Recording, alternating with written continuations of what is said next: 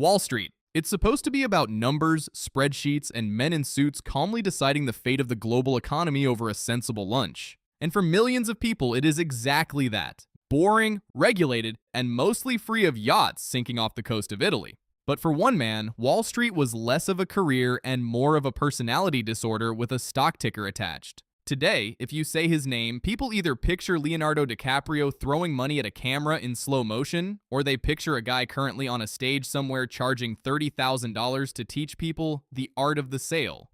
And somehow, these are both the same guy.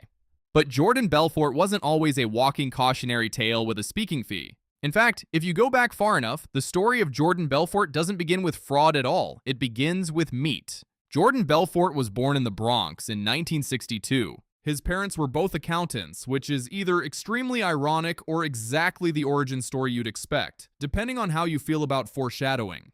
He went to college, got a biology degree, briefly tried dental school, and dropped out on his first day after apparently deciding that convincing people to buy things was more his speed than convincing people to floss. His first real business venture was selling meat and seafood door to door on Long Island. Picture it, a cooler in the trunk, a driveway, and Jordan Belfort explaining to a suburban homeowner why they absolutely need 40 pounds of steak they did not ask for. The business made money for a while. Then it collapsed spectacularly, the way most first businesses do, leaving him broke in his 20s and looking for literally any other way to make money fast. And that's when he found stockbrokering, which in hindsight is a little like handing a lit match to someone who has just proven he's very good at convincing people to buy things they don't need. He got his first job at a real Wall Street firm right before the stock market crash of 1987. His first day was memorable, mostly because the firm laid off almost everyone shortly after he arrived, which is not usually considered a promising start to a career. But Belfort discovered something during this chaos. He was extremely good at the actual selling part of stockbroking.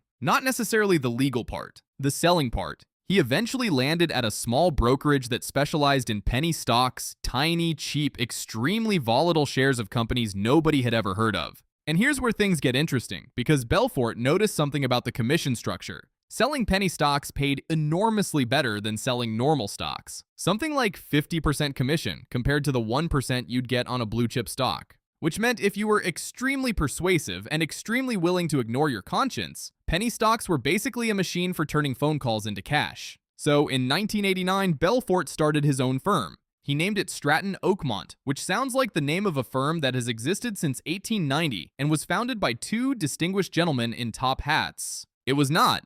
It was founded by Jordan Belfort in a strip mall, and the name was specifically chosen because it sounded old, respectable, and trustworthy. Which is either brilliant marketing or the first sign that everything about this company was going to be about appearances rather than substance.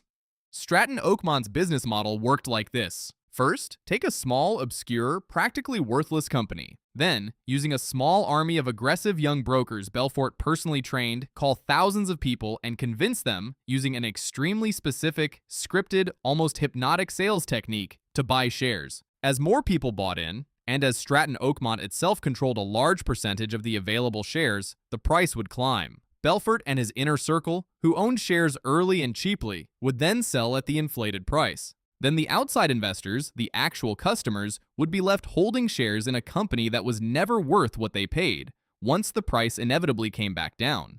This is called a pump and dump scheme, and it is, to put it gently, extremely illegal. But Stratton Oakmont ran this exact playbook over and over again throughout the early to mid-1990s, and it worked spectacularly well, at least for the people running it. At its peak, the firm employed over 1,000 brokers, and Belfort personally made an amount of money that is genuinely difficult to comprehend. Multiple homes. A yacht that had previously belonged to Coco Chanel, which he sank in the Mediterranean. Multiple cars, at least one of which he reportedly drove while heavily under the influence of Quaaludes, which is its own separate, extremely bad decision that deserves its own documentary. And this is really the era people remember, because the excess wasn't subtle.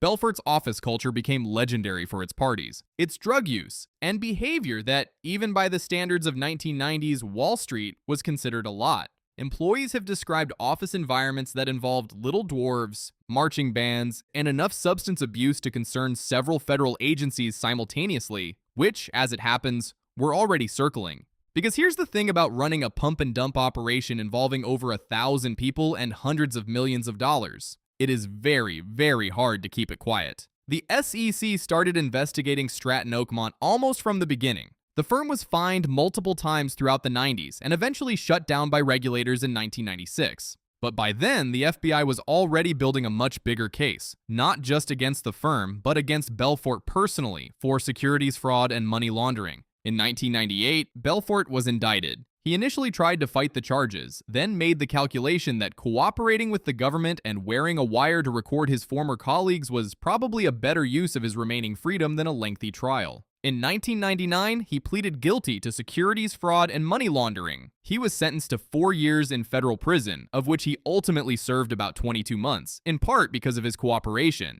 And he was ordered to pay back over $100 million in restitution to the investors he'd defrauded. Which brings us to maybe the strangest part of this entire story.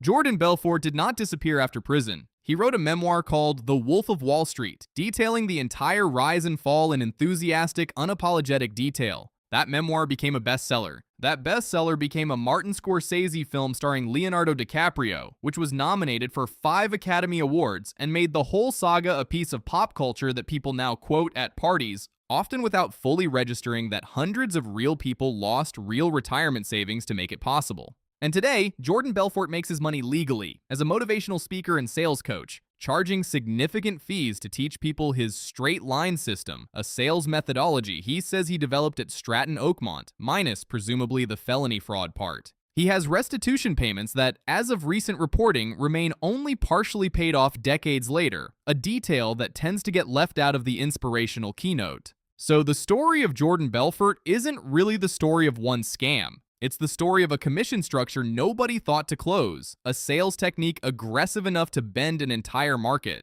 a decade of excess that Wall Street was more than happy to look away from until it couldn't anymore, and one extremely persuasive man who discovered that the line between salesman and con artist is a lot thinner than most people assume, which is, when you think about it, quite a wild ride for a guy who started out selling steaks from his trunk.